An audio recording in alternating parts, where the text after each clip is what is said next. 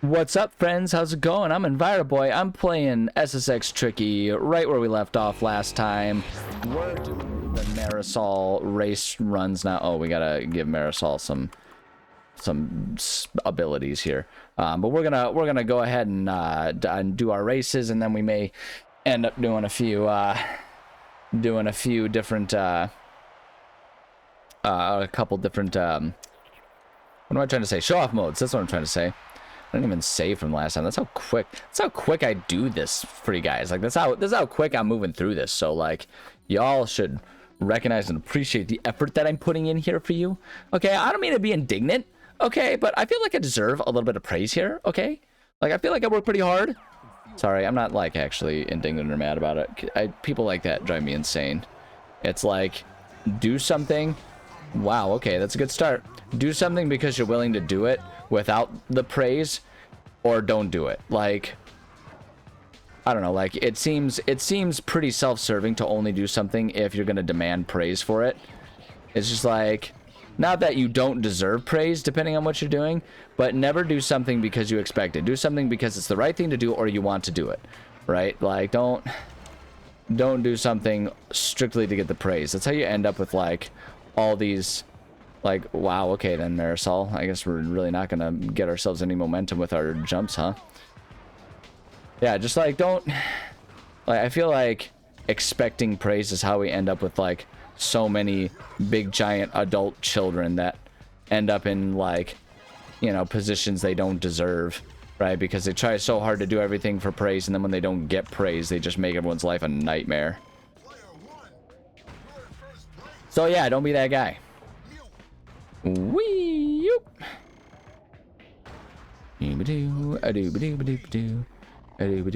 Marisol is so fast. Yeah, I'm just gonna, like, go full, like, race car driver with her on this one with that Alpine board and everything. Like, we're just gonna go, like, full blown. Like, keep the tricks simple. Just a little bit there, but mostly we're just trying to go forward and make ourselves. No, see, this is the thing, and that's where the rubber banding gets me. I'm on the Uber board, just absolutely okay, all right, okay, absolutely nailing these tricks and everything, and suddenly with, like, one weird glitch in the course, right? Like, with one weird little hiccup going on. Look at that. Like, why are we tumbling? Why are we falling over? The game's all like, you know, no, you're having too good of a run. It's time to shut all that down. But that's okay. We'll still prevail. We managed to do it with Eddie every time. Get out of here, Simon. Whoa, whoa, whoa, whoa, whoa, whoa, whoa, whoa. All right, we're good. We're good. I'm good. I'm fine. Everything's fine. Everything's great. All right, no, we're not falling for it. We're just gonna race through this area here. So is there any, yeah, I was gonna say, is there anyone actually in front of me, or you have a track record of lying to me about that little race position tracker? Okay, I learned my lesson. I'm not going through that center thing anymore. Like, it seems like it should be a pretty straightforward, easy thing, but you might have to, every once in a while you'll biff it, and then the game will force a reset for you. So, you know, watch out for that. Uh-oh. At least we still, wow. Oh, wow. That lamppost had some serious gravitational pull going on with it, didn't it? And what? Come on, come on, come on. Make it all the way around. You can do that. There we go.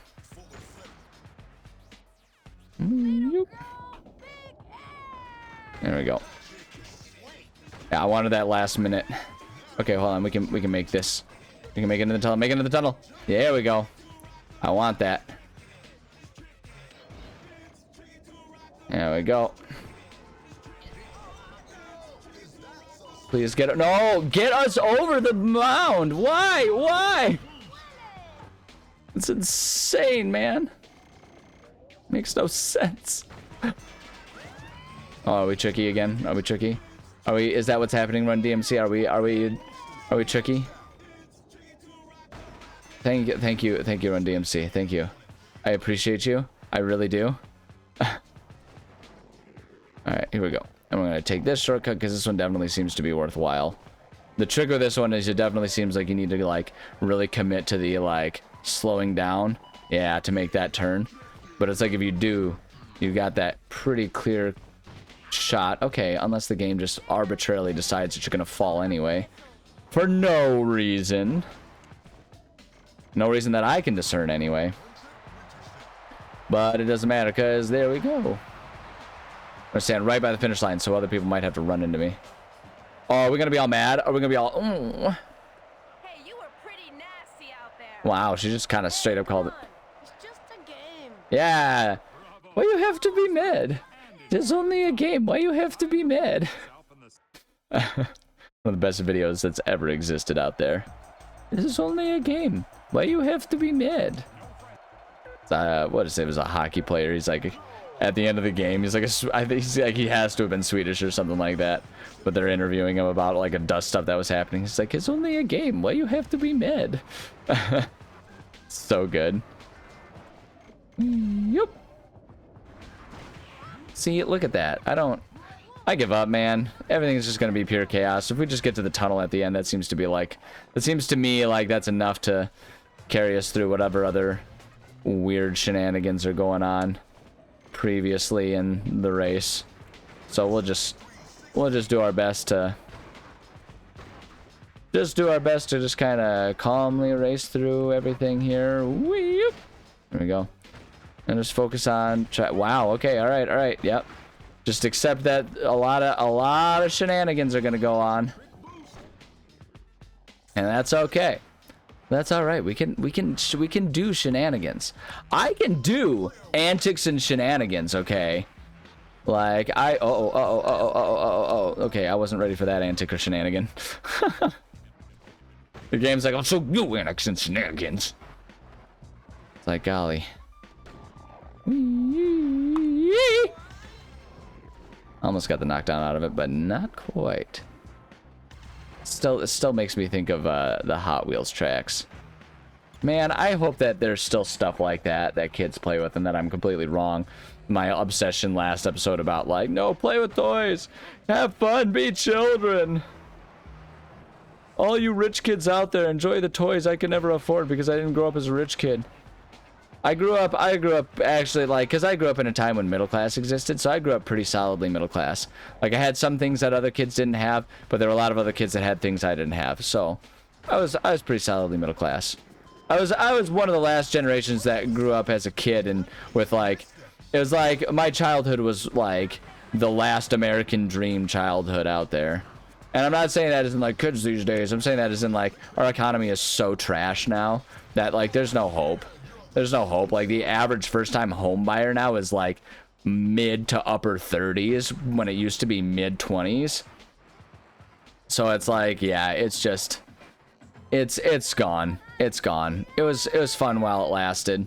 But now we're just... The world's different now. It is what it is. And that's part of why I lament over it, right? Because it's like, if the concept of playing with toys is gone, it's like, who's gonna bring that back, right? Like... How would we do that? Look at that! Look at that! Look at that insanity! This course is weird. Alright. Yeah, I don't know. I'm sorry. I'm not trying to be here all, like, morose and sad about crap. That may not even be real. Like, that's the thing. I acknowledge that, like, this could be something I'm completely imagining. Not that the economy is trash. That's a very real thing. That's a measurable, notable, you know, statistical thing. This little expostulation there was excellent. Like, that's a real thing, but it's like that doesn't mean that kids aren't having a childhood or anything. In fact, sometimes I get a little miffed at people who are wowee game, wowee. I get a little miffed at people who are too quick to sort of make those claims that it's like, oh, kids can't have a childhood these days. Like, I think they can. I think it's just a matter of, you know. Hey, yeah. Come on, clear it, clear it, clear it. Yeah, that's what I'm talking about right there, man. Did you see that? We actually did something okay here. There we go. There we go. There we go. Yeah, like, I think kids can have a perfectly good childhood nowadays. It doesn't mean that it wasn't better in other times, and it doesn't mean it won't be better in the future when we finally make adjustments to things. But I think, okay, all right, yeah, game, you know, okay, whatever. I'm just gonna do it this way. We're just gonna go through and just get through. Fine, it's fine. Yeah, that's fine. There we go. Just busting through plate glass. It doesn't matter. We'll get our first out of this. We don't even need the first this time around. But yeah, I don't know. I think having a childhood is still possible. I think having a good life is still possible. I think obviously it's more difficult when things are not as great societally, right? Because you have to work more for less, and that makes it harder to have a good life. But that doesn't mean it's an impossible thing. You've qualified for the next race. Sorry, I needed a drink there. Because I think, and like the thing is, it's not even like I don't even say that as in like it's up to you whether you have a good life. Like, I'm not trying to be all like you have to take responsibility for your happiness. I think that's wildly unfair, because I think while there are always some things we can control about our circumstances, I think it's also true that there are a lot of things that for many of us are just completely out of our control.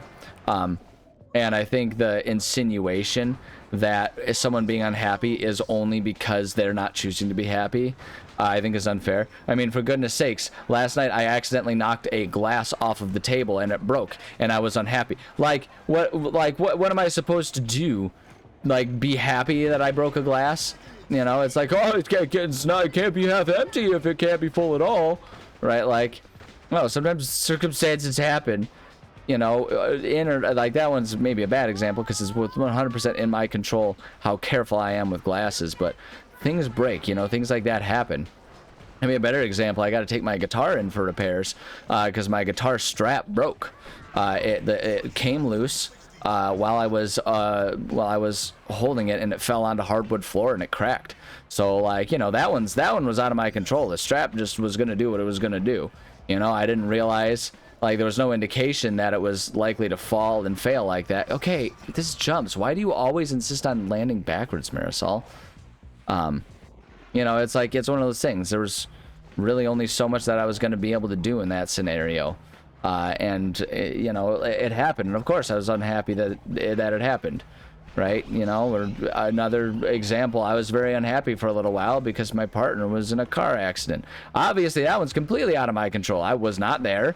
And it was 100% the other driver's fault, driving like 90 down a back road, you know, and going into blind intersections, driving 90 miles an hour.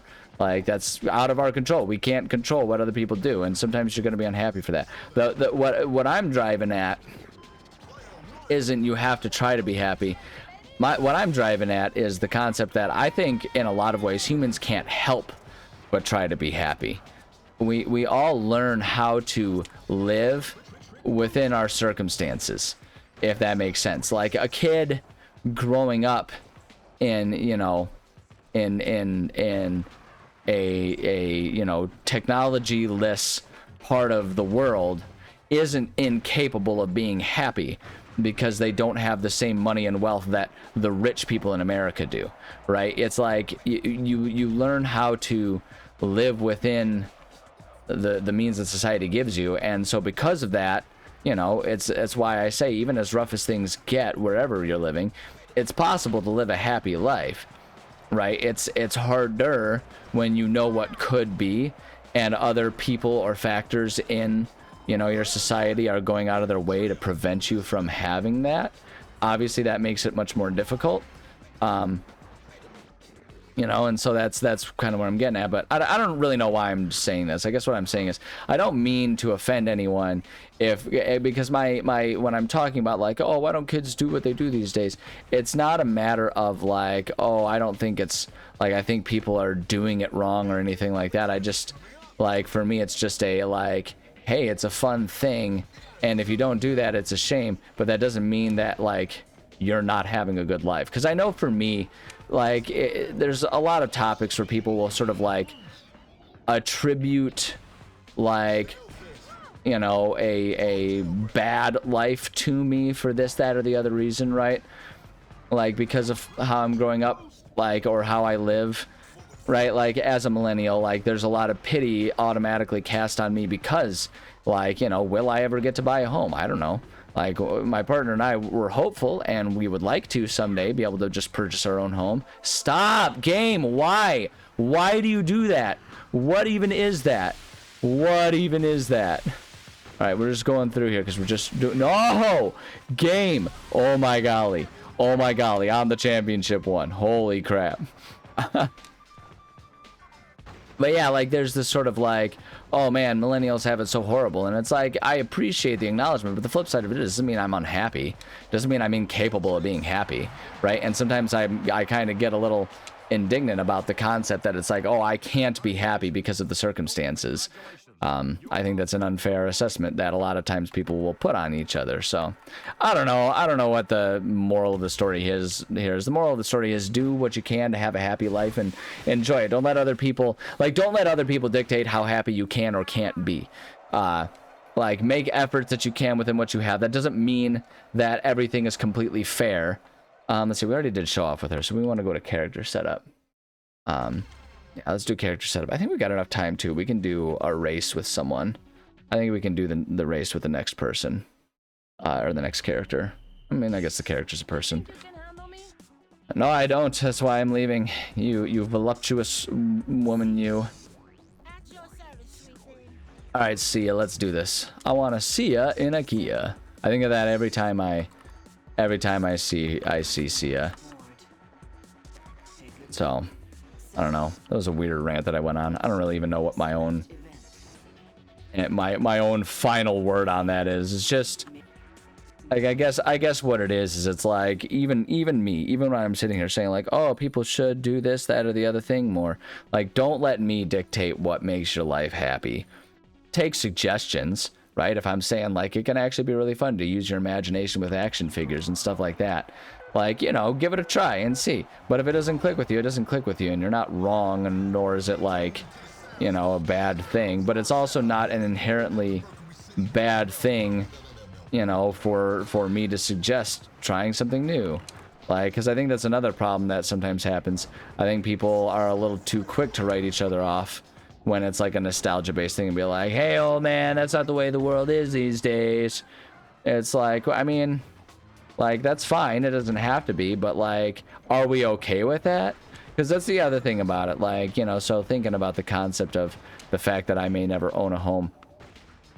Right? Like, I ask myself all the time, am I okay with that being the reality? And for me, the answer is no. So it's like, okay, let's do something about that. And there's only so much I can do about that. But if we as a society largely agree, like, it's not good that, you know, young adults these days don't have a hope of owning a home. Like, I don't know that I've spoken to anyone at all who is like, great, that's how it should be. And pretty much everyone you talk to about that is like, yeah, no, that's a horrible state of affairs here, right? And so it's like, so why do we accept that, right? Because society is entirely what we make of it. Yeah, there are bad actors working against us, but it's like, why do we let that defeat us, you know? And it's like, it all becomes like a very complicated political and metaphysical, you know, metaphorical, hypothetical debates and psychology and ethics and all that kind of stuff. Like, there's so much that goes into it, but the principle of it is, why do we let life be bad, right? If we can all agree that life is bad, why do we all let it be bad? And there's two answers to that. One, because we're not coordinated enough to make it different, right? But what plays into that, too, is there's a certain recognition we have to have that maybe not everyone agrees that life is as bad. Right? And that doesn't make them inherently wrong, right? It just means that we have to broaden our perspectives on what's good and what's bad and make room for different people's perspectives, right? So, I don't know. Again, I don't know where I'm going with this conversation. I'm just kind of waxing poetic here. Oops.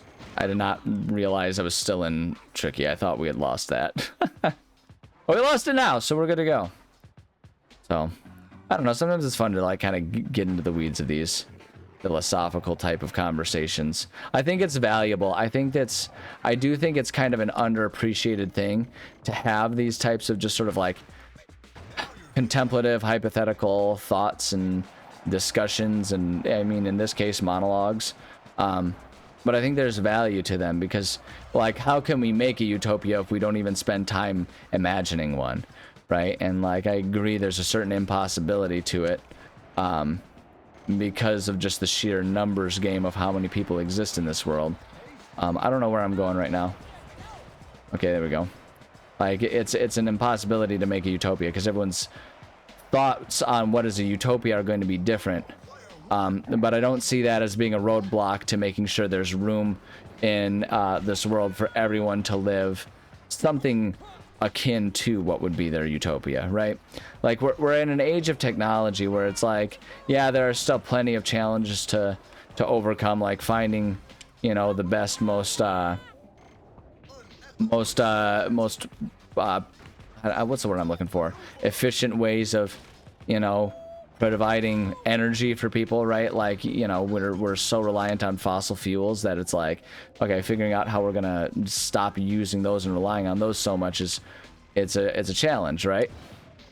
So it's like, you know, there's still some challenges, but in large part, in so many ways, we're at a point in society now where it's like we don't really have to accept the concept of not having enough. You know, like we're at a point in society where I truly believe we could solve every problem if we put our minds to them properly, right? Like there's only so much that actually limits us now, and most of that is us. And so sitting here, spending some time just kind of pondering, contemplating, thinking like, what is good and bad, and how do we accomplish things that we would want to accomplish as a society? I think sort of letting ourselves think about that and have that discussion is an important part of it, because we're never going to reach 100% agreement. Like I say, everyone's going to have different ideas, but that's an important part of the process, because maybe someone else's different idea is a valuable one for me. And the only way we can accommodate as much of everyone's ideas as possible is if we hear everyone's ideas. Excellent time overall. So with that being said, my idea is I think we need to make a moon base and send everyone bad up into the moon base and keep everyone else down here. New Australia, baby. Let's do it. And how are we going to decide who's bad? I'll decide. So there. Vote for Scott, President 2028. Vote for Enviroboy. Enviro President. Enviro President. Envirodent. That sounds like some sort of like green toothpaste. Envirodent for all of your sustainable toothpaste needs. But you didn't know toothpaste was unsustainable. Where do you think those caps go? Into the turtles.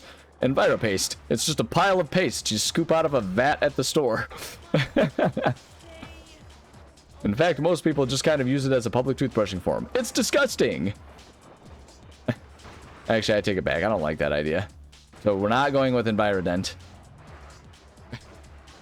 Like, can you imagine if me just saying that in a stupid little YouTube video like this somehow snowballed over the next like 3 years?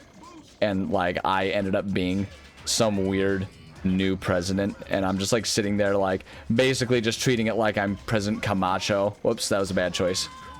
I'm sitting there like I'm President Camacho. I have no reason to be there, but I would be like President Camacho because the fact is I would have no business being there, but I would go out of my way to make sure, because here's the thing, like everyone likes to, you know, everyone saw the picture of you know, Elon with his little chainsaw, and like we all memed him, and rightfully so. The guy is something else. I'll tell you what. There, I'm not going to use a lot of the words I want to use to describe him, because if I ever want to get monetized, that's not a good route to go down. But the one thing, you know, as much as we meme like, oh, we're living in idiocracy, the thing that movie actually did really well is President Camacho is maybe one of the best presidents that America could have ever had in the world. And the reason why is because he saw the smartest man in the world and he immediately brought him onto his team. Immediately. He was like, this is the smartest man in the world. I need him. I need him to fix this country. If we could have that kind of attitude in this country right now, things would go a lot better. But instead, when we had one of the smartest people in the world during an outbreak, they memed him and tried to throw him in jail. So, you know, that's like, oops. I forgot I was in Tricky again. I forgot. That's on me. I forgot I was in Tricky. So, but that's what I'll do if I'm president. I'll get a bunch of smart people, actual smart people. I won't try to stop there from being more smart people by banning people from going to Harvard. I'll go to Harvard and I'll be like, who are your smartest people? And they'll tell me, and I'll be like, I'm stealing them because they need to help me fix this country. We'll do that, and I'll go full Oprah, and I'll be like, everybody gets a baseline stimulus package. I wouldn't do that because that probably a smart person would tell me that it's a good way to tank the economy. I feel like I would actually end up being one of the most milquetoast presidents in the world. Not because like I wasn't good at it, but because everything would be so outrageously moderate compared to what people want, right? Because like everything that people think about is they want the extremes, right? They want the other party thrown in jail and to never be able to have power again.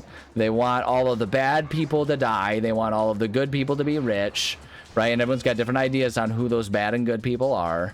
Meanwhile, I would just be like, okay, yo, here's what we're going to do. We're going to continue to fund our schools so people can be smart. Apparently, though, that's a radical take these days, which is, you know, disappointing, but maybe a little enlightening too. I don't know. I'm gonna avoid that commentary. Stay in school, kids. It's more valuable than you think. It's more valuable than you've been led to believe in recent years by recent leaders. But it's cool. And when I say it's cool, I mean it's not, but I'm going to drop it because I don't want to cry on camera. Boom, boom. Wee. He is like no good at front flips. Yeah, that would be my presidency. I feel like it would actually just be a lot of like really moderate stuff and a lot of like time spent getting people who are smarter than me to tell me what the good decision is and work on doing that. I feel like I would actually use most of my presidency as just like a mouthpiece to try and advocate for a lot of like other systemic changes. Like I would just spend a lot of time endorsing other leaders and trying to get us away from the concept of the president's the man. He is the one man who can do things for us. Because I think that's one of our big problems. We put so much pressure on the president doing stuff. And that's how we can end up in a situation where we have, you know, the president just like signing 8 million executive orders trying to lead like a dictator. Because we've forgotten that the president should actually be a pretty minor role. If anything, a president should probably largely just be like a spokesperson for America during international things. Like we should have most of our political and like policy and economic decisions and all of that be left up to the concept of, you know, having our Senate and our House and all of the like boards do that, right? Or like having our departments handle things. Like we shouldn't have the president like signing orders demanding that coal plants stay open or anything like that. We should have a president saying like, okay, we do need to figure out how to handle all these things, and we also need to consider what the environment is. So we'll like have a Department of Energy and a Department of Environment, and I will sit there and I will facilitate them talking to each other to figure out how they can sort of simultaneously work together to achieve their goals. You know, it's like that's what the president should do. The president should just be a figurehead that's there to facilitate literally everyone else doing all of the things that we sit here and like to pretend that a president should do. I feel like largely that's the way it should be. But I don't know. Maybe that's why I'm not a political leader, because I'm all wrong about that. I can think of a lot of people who would be like, no, the president needs to be like hands-on and doing a lot more than that. Maybe he does, but I just don't think it's good to maybe put all of our eggs in one presidential basket, yo. I think that maybe it's good to diversify our ideas and our decision-making processes, so that way we don't have one person with questionable ideas, because it's one person, one perspective, having complete ultimate control over everything. I just think that maybe that seems like a really good recipe for resulting in a lot of problems, because they make all these decisions, and then because they're the one who makes all their decisions, they have a lot of pride and ego wrapped up in it. Yo, I don't know. Also, we need to, I guess the one thing I might use executive orders for is get rid of gerrymandering. That's the #1 way to make sure that our representative government is not representative, and it is bad in some parts of this country. I'm actually really proud of my state. I live in Michigan. You know, like Michigan is more purple than I'd like it to be. I'm a pretty liberal guy. I'd like to see it be a bit more progressive, but I also recognize that my biases lend towards that direction. Not that I think all Republicans have great ideas. I think there's a lot of ugly Republicans. You know, the KKK pretty consistently endorses the Republican Party, so we can reasonably assume that they're generally a Republican organization. So just, you know, throwing that out there and just like a food for thought type of situation. But one thing that I'm proud of my state for doing is a few years ago, they brought into our state law a concept of a redistricting committee. It's a bipartisan committee, and it's largely done a pretty good job of of helping to get a handle on the gerrymandering that was happening in Michigan. It's not perfect now, but it's a lot better than it used to be, and that's in many ways why we're able to be a purple state instead of just like a solidly red state like we were.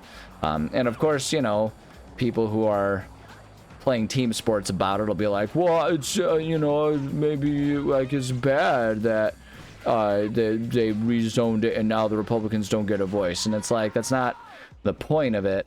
Right, the point of it is to make sure that everyone gets as even of a voice as they can. But I don't know. And I didn't really wake up this morning thinking I'm going to give a civics lesson on my YouTube channel. Especially considering that I know barely anything about like politics. Like my understanding of civics comes from my high school civics classes, which I have been done with for well over a decade. High school was a long time ago for me. I graduated high school 15 years ago, baby. So don't take my word for it. Just recognize that I'm a guy who tries to pay attention to things and approach stuff with common sense as much as possible. And so, like, you know, and then use the things that I'm saying as a springboard to maybe do a little bit of your own research on this stuff. It's all out there. It's all out there. It's all out there. You can't hide anything. One of the interesting things about like government and politics in modern eras, right? Because with the advent of the internet and the wide access that people have to the internet these days, there are a lot of things, for better or for worse, that people are going to know now. Like you can't put the genie back in the bottle with internet now. Like people largely are going to have access to news. People with the internet, like not every place in the world has internet. So I'm not saying like, oh, there's no excuse for some African child to not understand politics. It's like, you know, internet's not everywhere. But places that do have internet, like it's not a like you have got no excuse. It's kind of more of a like the ball is rolling, right? And it's like there's enough momentum here that it's just probably not going to be able to be fully stopped. You know, it's like I said, you can't put the genie back in the bottle in a lot of ways there. But I don't know. At any rate, it is time for me to say thank you so much for joining me. I love and appreciate every single one of you. Golly, I guess the way this conversation went, like, take some time to really genuinely try to educate yourself. And my tip for that is don't go to one news source to educate yourself about political things or governmental things, because every source, I don't care how neutral they say they are or they try to be. There are some places that do work really hard to be neutral. But even with those ones, don't take their word for it. Don't just trust one single source.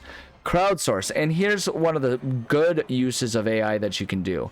Have AI crowdsource data for you. You can give it instructions, say, hey, I want you to give me a balanced lowdown of this, that, and the other thing, utilizing, you know, as many various news sources to gather information and describe for me, you know, what the different politicized takes on it are. Like, you can use it for that kind of stuff, and it can save a lot of time. I know there's a lot of concerns about, you know, the energy use of that, but I will posit even if one ChatGTP search uses 10 times the energy, if you only need to use one GTP search for every 10 Google searches you might need to do research, then we're breaking even on that. And if it helps people be smarter, more informed, and more prepared to make, you know, educated decisions about how they want their, you know, their world to be shaped, then I would say it's a worthwhile trade-off. You know, it's like lesser of two evils in that situation. I'd rather have, you know, an ongoing energy crisis that's really, you know, kind of just a par for the course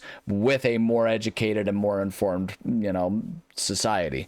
I think that's a good trade-off right now, because then once we have that more informed society, we can have an easier time addressing the energy issues and all that kind of stuff. So I don't know. The moral of the story is be willing to take the time to do a little research. It doesn't always have to be, you don't have to be an expert on anything or on everything. Yeah, I mean, you don't have to be an expert on anything. No, you live your life how you want. But I would suggest that it's a good idea to learn about stuff and be informed. So there you go. Okay, love you. Bye.